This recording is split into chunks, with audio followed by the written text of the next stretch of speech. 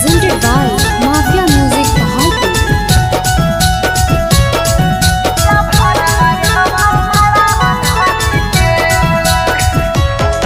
अंगना के बीचे बैठल हकी गेला भारवा ससुरवा जैनी डोलिया चढ़ी के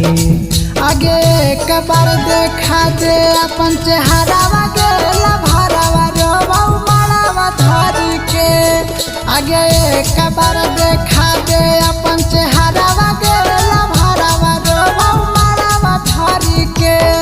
आगे पिया वाले जैतौ जानू मंगिया तोर भरी के नरोहर के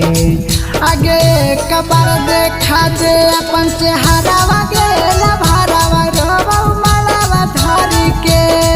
आगे एक बार देखा दे अपन चेहरावा गेला भारवा रोवा मारावा धरी के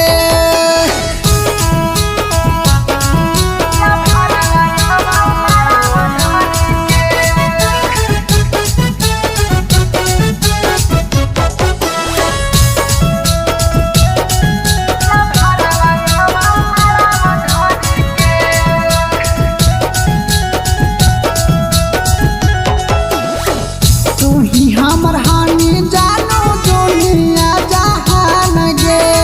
तोरा बिना लग हो जानो जिंदगी वीरान गे तू ही हमर हानि जानो दुनिया जहान गे तोरा बिना लग हो जानो जिंदगी वीरान गे सैया के गमछा से तोरा गेठिया जोड़ई त पिया वाले जैत मंगिया भर के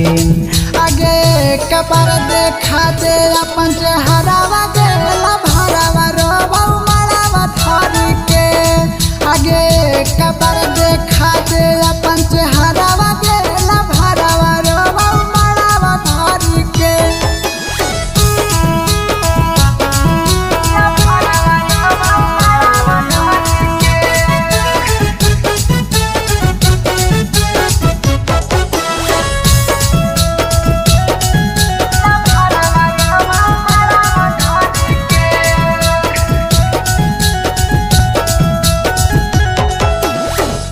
अब होई जैनी जानू तुझिया के जान गे तोरा बिना कैसे जानू बचतै मोर जान गे अब होई जैनी जानू तुझिया के जान गे तोरा बिना कैसे जानू बचतै मोर जान गे के यादव सतीश बिहारी रोवा हरत भर जाग के तकिया धर के आगे एक बार देखा दे अपन चेहरावा गेला भरावा रोवा मारावा धरी के आगे एक बार देखा दे अपन चेहरावा गेला भरावा रोवा मारावा धरी के करे जान।